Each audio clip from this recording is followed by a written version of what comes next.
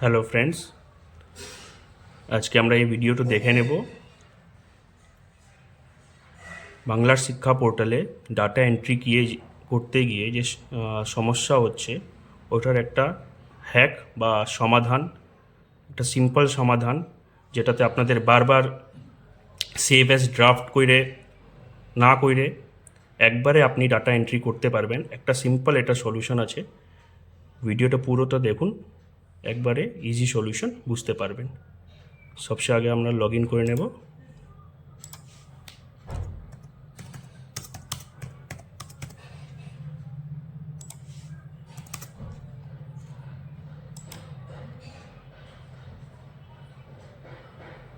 যে পোর্টালে SMS portal log in হয়ে গেল।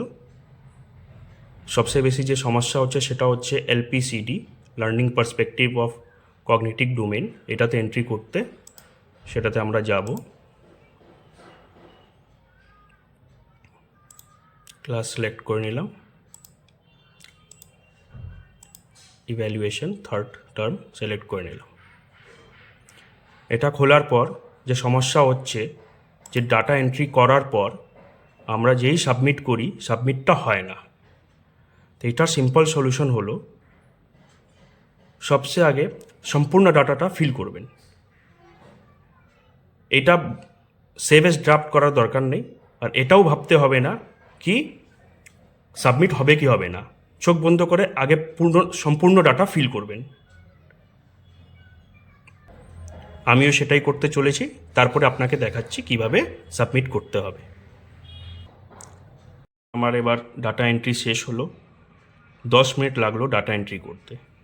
এবার 100% যখনই আমি সাবমিট করতে যাব সাবমিট হবে না।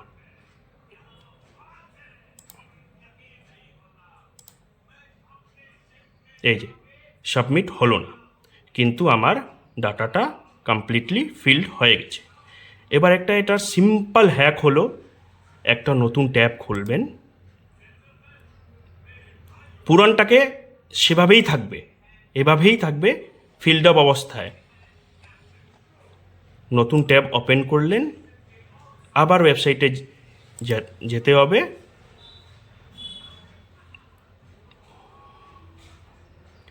গিয়ে আবার লগ ইন করতে হবে।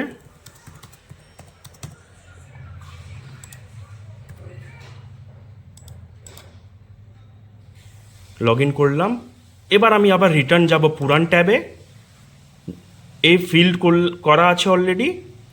এই যে এবার নিচের সাবমিট বাটনে গিয়ে সাবমিট দেব। এই যে সাবমিট হয়ে গেল, একদম সিম্পল।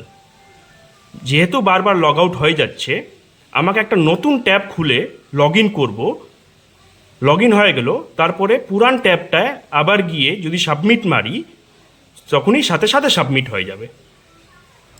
এটাই হইল এটার সিম্পল হ্যাক বা সলিউশন। Thank you.